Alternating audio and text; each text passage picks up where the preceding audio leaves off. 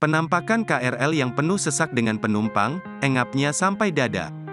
Video penampakan KRL yang dibagikan akun TikTok @aryespower16 ini bikin ngeri. Tampak gerbong kereta itu penuh sesak dengan manusia yang tengah berjuang mencari nafkah. Saya hanya tinggal bayangan, tulis pemilik video, Rabu, tanggal 29 Maret tahun 2023. Penampakan KRL yang penuh dengan lautan manusia itu terjadi 1 hari lalu. Penumpang laki-laki maupun perempuan tampak bergantung dan berdempet-dempetan. Tidak ada ruang kosong sedikit pun, ini tentu saja membuat orang-orang yang ada di dalamnya susah bernapas. Diketekin orang, tambah wanita itu.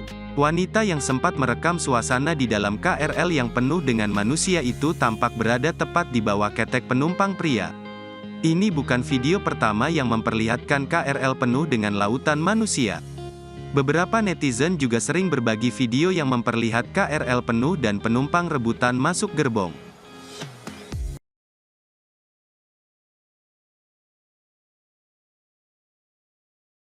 Terima kasih sudah nonton. Jangan lupa like, subscribe, dan share ya.